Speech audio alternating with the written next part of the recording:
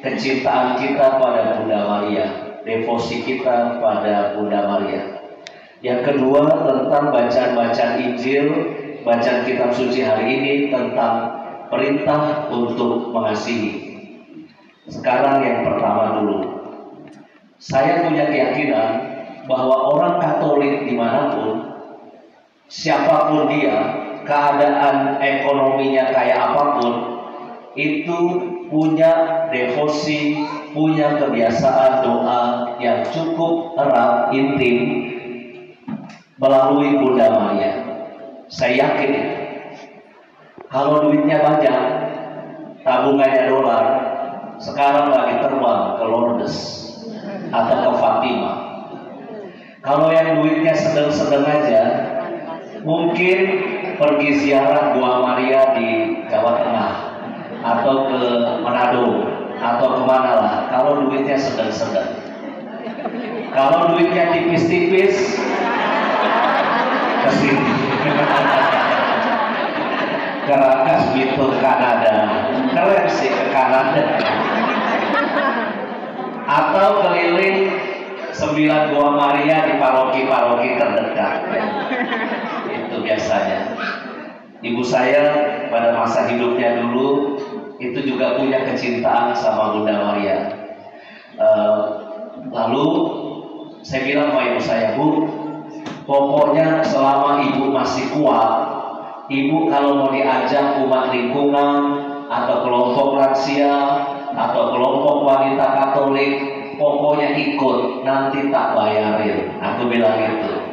Dalam hati saya, paling orang tua paling jauh kemana gitu ya.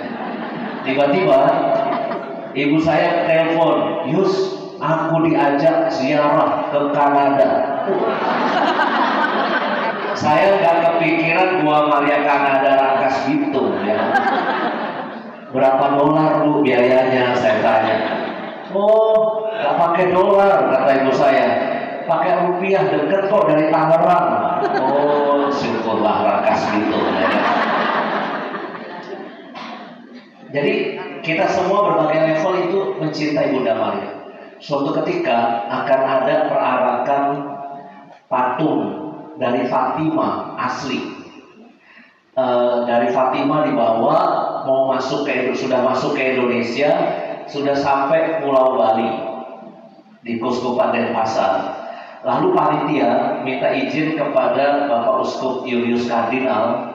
Waktu itu Bapak Uskup Jakarta masih Julius Kardinal Darmoatmojo, minta izin membawa patung asli dari Fatima besar, mau dibawa masuk ke Keuskupan Agung Jakarta.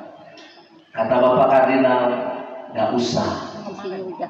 Patung Maria buatan Fatima, buatan Filipina, buatan Jogja, buatan manapun itu sama.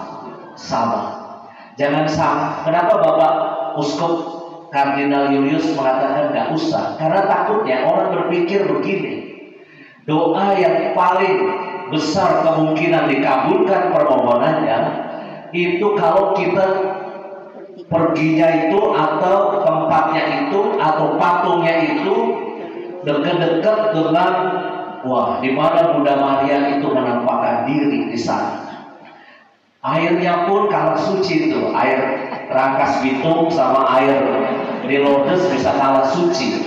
Sama kalau udah diberkati Romo jadi air suci.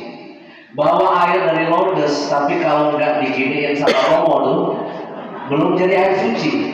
Jadi harus diberkati dulu. Orang berpikir kalau udah ngambil dari keran di Lourdes, maka otomatis diminum langsung menyembuhkan. Nah, bahaya mistisisme itu bisa terjadi. Contoh lain, kenapa saya yakin orang Katolik itu semua lapisan mencintai Bunda Maria. Suatu ketika saya waktu masih muda dulu ya sekarang belum tua-tua amat lah ya dibandingkan Anda. Saya diundang untuk menjadi narasumber seminar tentang Bunda Maria. Lalu seminarnya itu di aula gereja, di Gereja Teresia, Jakarta Pusat. Yang datang penuh, di aula gereja penuh. Saya GR, hebat sekali ya. Saya masih muda, tapi yang seminar saya yang datang penuh. Selidik punya selidik, harga seminarnya Rp10.000. Dapat arem-arem satu, dapat roti satu, jadi balik modal ya kan. Maka berbondong-bondonglah umat ikut seminar Romo Justinus Ardianto. Nggak jauh dari gereja Teresia ada aula, ada ballroom XX1 di Menteng itu ya, ada ballroom XX1 di situ ada. Di situ juga ada seminar Bunda Maria pada jam yang sama. Narasumbernya uskup siapa saya lupa, bersama artis siapa Katolik. Masakannya dari chef terkenal William Wongso atau Andri Wongso ya, chef itu. William Wongso. Nah, harganya Rp500.000 karena menunya beda. Chef terkenal William Wongso. Narasumbernya pun uskup dan penuh juga. Kesimpulan saya, orang Katolik kelas arem-arem maupun kelas XX1 itu sama-sama suka Bunda Maria. Kesimpulan saya itu.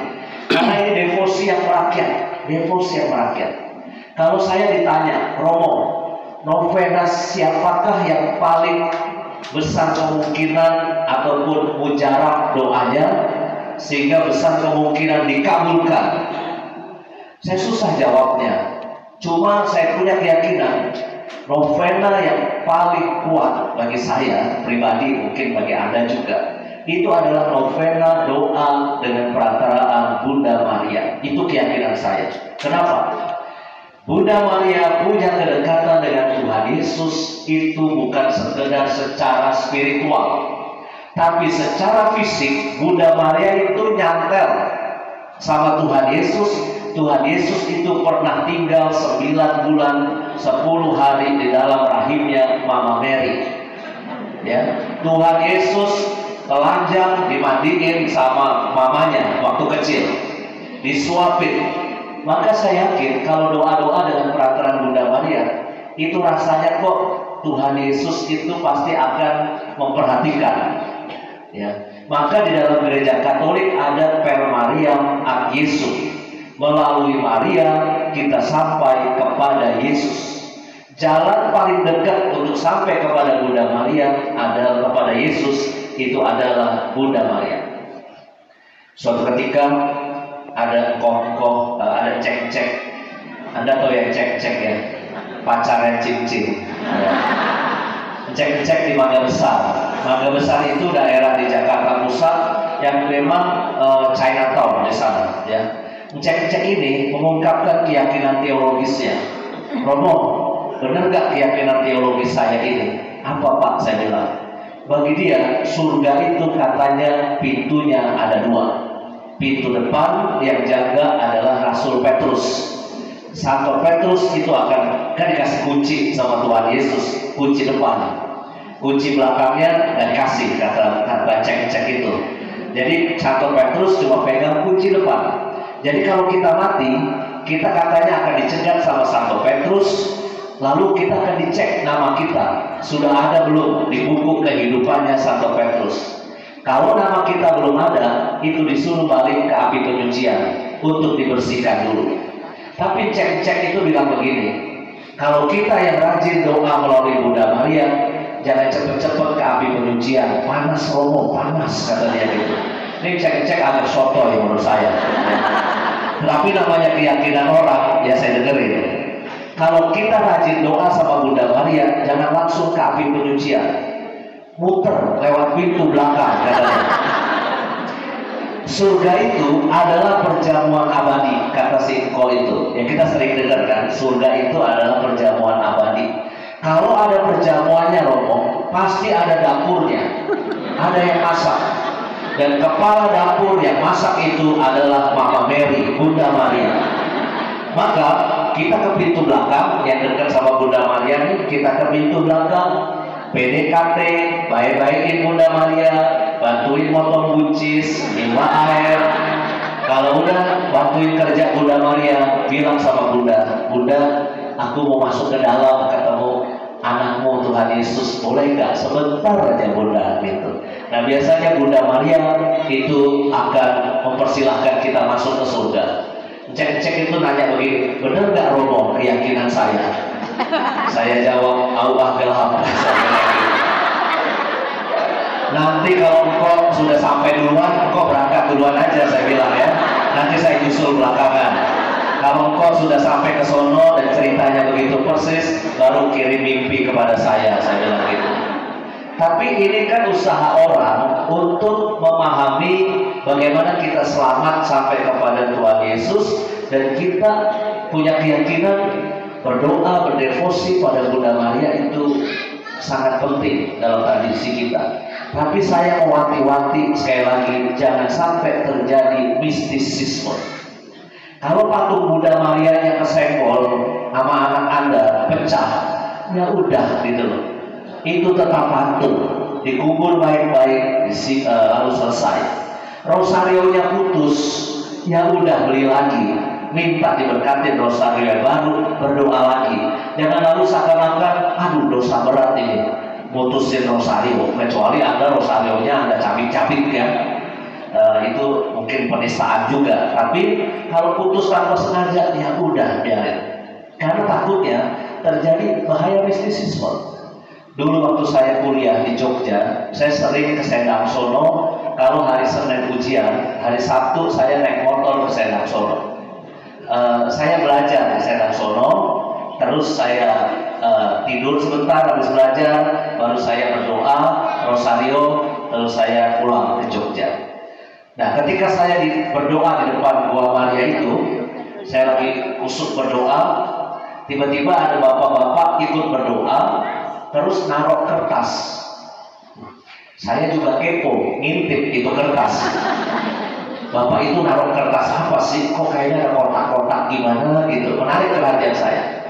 Saya incang gitu, saya ngintip. Ternyata bapak itu masang kertas judi togel. Di depan Gua Maria, dia pasang lilin, dia berdoa mau makanin. Saya bisa nebak doanya, yaitu supaya minta judi togelnya kena. Maka saya segera berdoa, Tuhan tolong jangan kabulkan doa dia Tuhan. Apa jadinya kalau doa dia dikabulkan? Nanti dia memberi kesaksian di mana-mana. Saya dapat judi togel karena berdoa di Gua Maria Sendang Sono. Itu apa jadinya kalau ada kesaksian kayak gitu? Maka jangan sampai kerajinan kita berdoa, berdevosi itu semata-mata karena kita lagi butuh ini. Oh, tempat ini paling manjur, tempat ini paling sakti, tempat ini paling banyak mukjizat. Bukan itu. Doa pertama-tama itu adalah relasi cinta dengan Tuhan. Kalau kita punya relasi cinta sama seseorang, orang itu pasti ngerti kebutuhan kita ya. Kalau kita belum dekat, tapi kita sudah banyak minta ini, minta itu, mungkin orang itu akan berkata, siapa lu? Kita belum kenal, belum dekat, tapi kok tiba-tiba kita kebanyakan minta. Kalau saya misalnya nih, belum kenal sama mbak-mbak yang di depan nih, ya, tiba-tiba habis misa gini, saya nyamperin nih, Mbak, pinjam uang dong 10 juta, habis misa ini, belum kenal nih. Mungkin mbak ini akan berkata, ini Romo dari mana ini? Tiba-tiba datang kok minjem duit gitu. Beda sama ibu-ibu yang di depan nih, saya udah kenal semua nih dari paroki Lubang Buaya. Ya. Mungkin saya ketemu mereka ngeliat raut wajah saya. Romo, mukanya kok jelek banget sih hari ini Romo. Ya biasanya juga jelek, saya bilang begitu. Enggak, hari ini lebih jelek. Oh, ibu saya lagi sakit, saya mungkin bilang begitu ya. Maka saya nggak minta tuh, saya cuma cerita ibuku lagi sakit. Maka ibu-ibu yang di depan ini langsung saweran buat Romois terkumpul 10 juta. Nah, saya nggak minta loh, saya nggak minta duit 10 juta, saya cuma cerita, saya cuma curhat ibuku lagi sakit. Nah, buat saya esensi doa tuh mirip kayak gitu. Jangan pertama-tama berfokus Anda butuh minta doa apa dikabulkan, tapi mari kita perkuat relasi cinta kita dengan Tuhan, Bunda Maria dan semua para kudus yang tentu kita punya devosinya masing-masing. Relasi dekat itu terjalin, maka doa-doa kita juga akan mengikuti. Tuhan pasti melihat itu semua. Poin kedua,